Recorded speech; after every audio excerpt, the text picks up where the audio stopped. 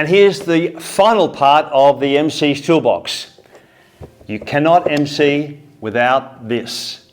It's your bestie, your beautiful friend, mwah, your powerful ally.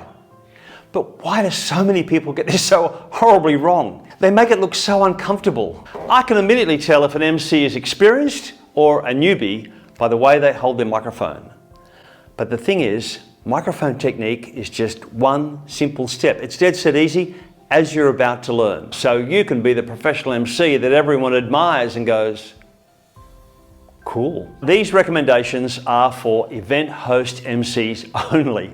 They're not for rap artists or DJs or singers or keynote speakers or anybody else, except the guy or the girl who is on stage and managing the live event while connecting and controlling the audience, okay? Number one, don't use a ridiculous looking headset mic. They are the microphone equivalent of the ugliest shoes in the world. Crocs. Plus they ruin a lady's hairstyle, they won't stick to makeup, and they're designed for aerobic instructors or magicians or someone who uses their hands a lot. They're not for MCs. Number two, don't use a lapel mic. I'm wearing a lapel mic now because, well, I'm in a film studio, and that's what a lapel mic is for. It's not for the big open space where you need to communicate directly with live people. Number three, don't hold the microphone like a fist, like you're about to punch somebody out. It really is the most obvious sign that you don't know what you're doing when it comes to microphone technique. It looks so tense and rude. Number four, don't hold the mic at the top of the barrel. You're not an angry, swearing rap artist. You're a well-spoken event host, MC with superior public speaking and presentation skills. You are the coolest person in the room. And by holding the microphone at the top of the barrel, you're covering up your mouth. Not good for the lip readers in the audience. You'd be surprised at how many people have trouble hearing and need to read your lips, so make sure they can be seen. And lastly, don't assume that the microphone that you're given when you get to the venue is not full of germs. During the pandemic, I witnessed people freaking out when they were handed a microphone. Whoa! And fair enough, these things are germ transfer factories because, well, they're so close to the mouth. I got the most horrible throat infection ever from the first MC job I did because of a germ-infested microphone. I couldn't talk for 10 days. Once I recovered, I went out and I bought myself my own microphone, and I've never looked back. And that was a long time ago, and guess what? I've still got the same mic. It's a SM58 from Shure. Good enough for the Rolling Stone, good enough for Pete Miller. And now here are some of the do's, and they are doozies. MC joke.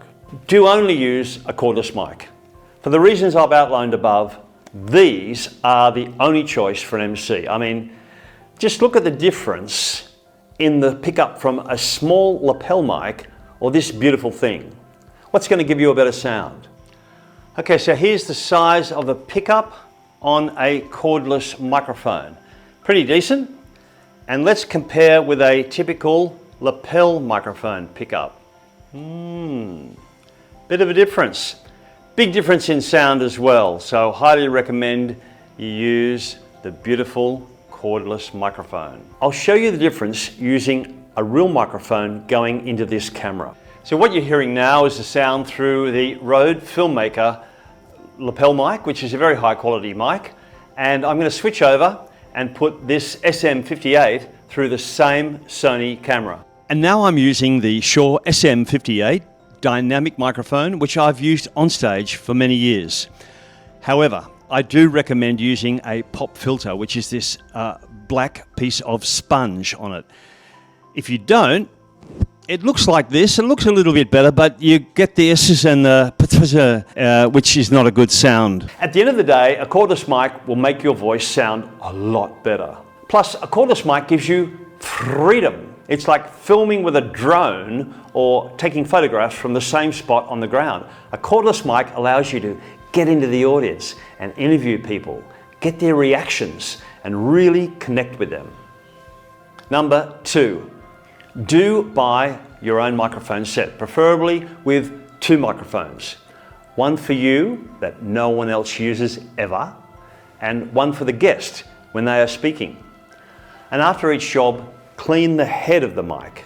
Microphone technique also includes microphone hygiene. So you unscrew that and clean inside there. There's a sponge in there and that needs to be cleaned. Number 3, do a test before the event begins at the venue. Trust your ears. If it sounds bad to you, guess what? It's going to sound bad to the audience as well. And that's it. Here's the simple, straightforward way to hold a microphone and immediately look like a pro event host MC. The trick is the audience is not supposed to even notice that you're using a microphone. So hold the microphone at the bottom of the barrel with splayed fingers as you would a tennis racket. So it's an extension of your hand and speak directly into the microphone. And that's it. We are done. Click here if you want to know why using the term Master of Ceremonies is career suicide.